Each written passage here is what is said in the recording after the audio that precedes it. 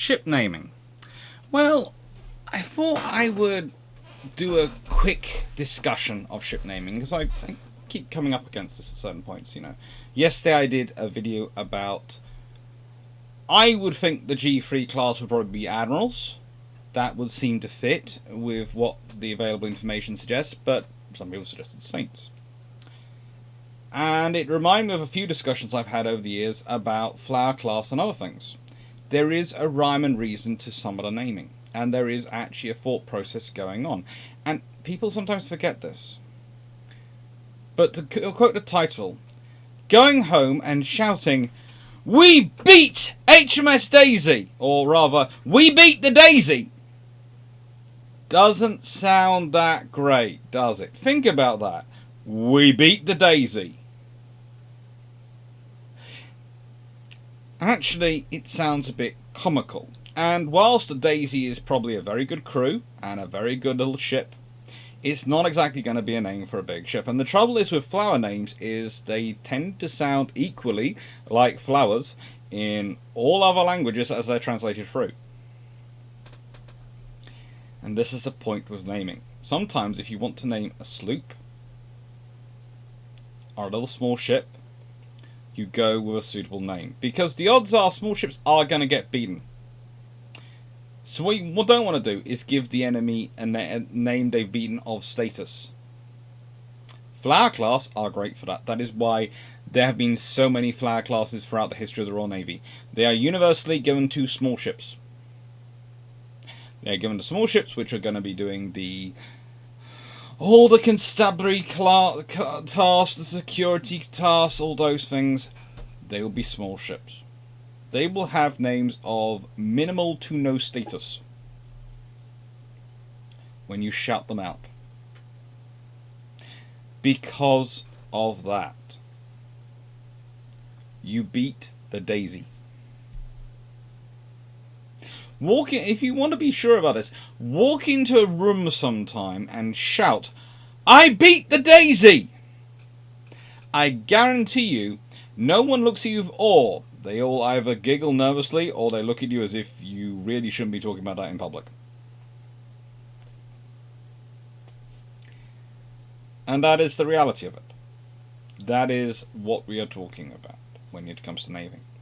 So it's also the other way when you're naming ships of senior ranks. One of the things we often do, laugh at in certain areas of history, and I don't tend to, but some of my colleagues and some of the people I've met in the past certainly have, is the fact that the Spanish Navy, when they are naming their ships for admirals, are mostly getting the pick from admirals who were beaten at some point by the Royal Navy. What that misses is A, they often had won some engagements or completed some missions, so they weren't exactly universally losing personalities. But B, they represent a level of honour. So for the Spanish, they're naming their ships after these very honourable leaders. Yes, they got beaten by the Royal Navy. But they did it with honour, and they beat other people. So, on the balance, I think this is quite a good name to go for. The Royal Navy themselves, they are quite selective over which admirals they name their ships after. Oh yes, you have to be pretty good to get a ship named after you. If we think about it, Nelson, Rodney, they come out occasionally, but look at the admirals who turn up quite often. Blake, Duncan. They turn up in cruisers, in all sorts of ships. They turn up in them. We've got an HMS Duncan in service at the moment. One of the Royal Navy's most famous Scottish admirals. He won the Battle of Camperdown versus the Dutch.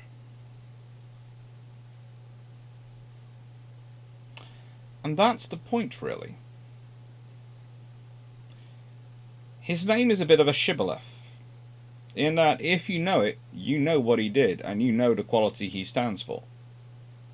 It's a call to arms internally, but also a bit of a call to arms externally, when you have Blake or you have a Duncan turn up. They're also not names which are readily called upon when the Royal Navy is looking at its illustrious history of beating up people around the world and being a romping, stomping Royal Navy. But there are times when they've called upon those names. Nelson, Rodney. You can build 2 battleships for possibly the next 10 years to help you secure the peace. Which names do you pick?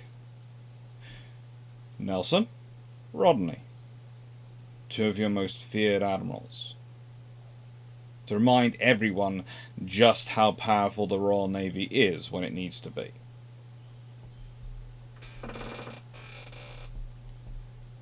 Think about that. Think about the naming. Think about Hood going around the world. The only other name I can think of that would be better to pick than Hood for sailing around the world is Drake. And that probably doesn't give necessarily the correct connotations.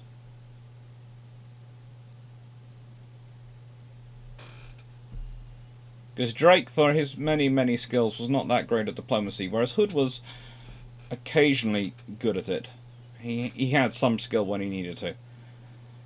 When he really wanted to. When it really mattered. So that's the point. There is a reasoning behind naming. So next time, when you are thinking about ships, and you're looking at them, look at their name and think, is this name suitable for their task? Before you critique their name, ask yourself, is this name suitable for their task? What are they supposed to do? I have a problem with one of the Type 31s. In fact, all the Type 31 names I find a bit odd choices. But I can also understand the logic behind them based on what they're going to do. I'm presuming Campbelltown is going to spend most of the time with the Amphibious Task Group being the flak frigate to defend them. That would seem sensible. But it also seems that this is a ship which is named for a vessel which blew itself up in an amphibious operation. I'm not really sure that's a modus operandi I wanted to consider.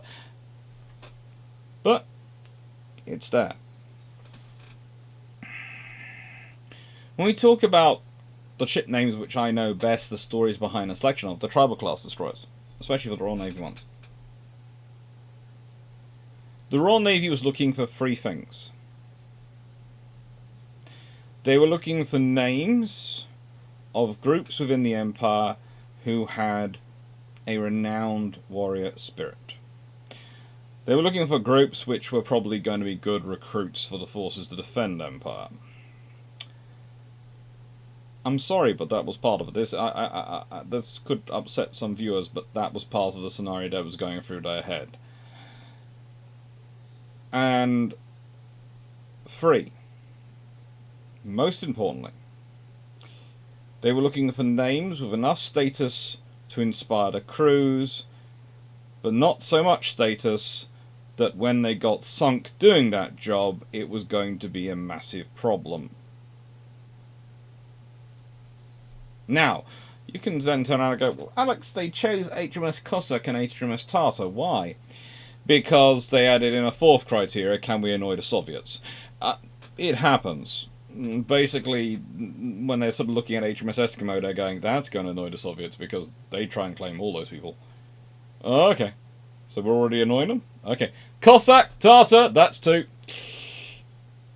The Royal Navy also added in Nubian, who, let's be honest, were a really interesting tribe that existed a long time before they were actually named for them.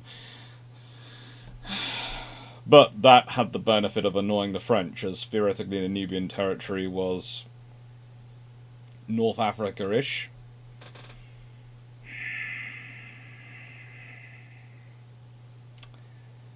Look, I said they had a reason. I never said necessarily their reasoning was good, or even necessarily straightforward and logical.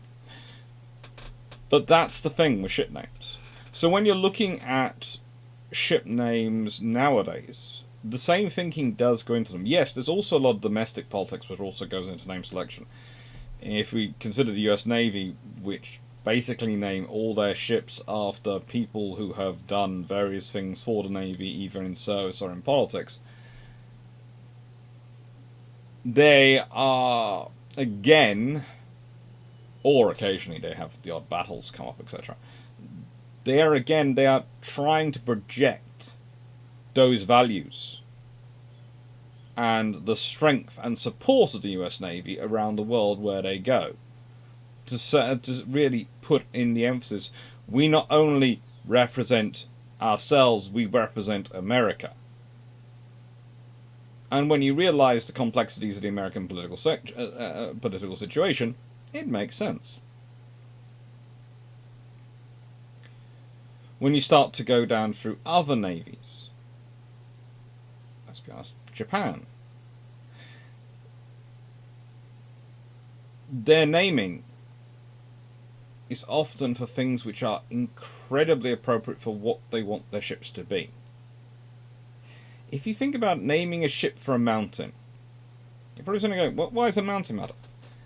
Consider the mountains to be like to be their version of a protective wall that you cannot pass. They want their navy to be a steel wall that defends the home islands, defends Japan from the rest of the world. That's the image they're projecting with their naming. That's the image they're projecting to their sailors, and the image they're projecting to the world. Or at least trying to. There you go. Ship naming. A Sunday random, but I thought it'd be an interesting one, and, well, it gave me a chance to use it as a title. We beat the daisies!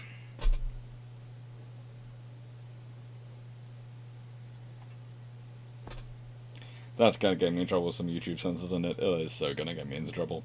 Take care, enjoy, and if you want to, as comments below, try and think of ships' names that you wouldn't want to shout you'd beaten. And I mean actual ships' names. But you, actually, no, make some up as well if you feel like it. Love to hear what they are.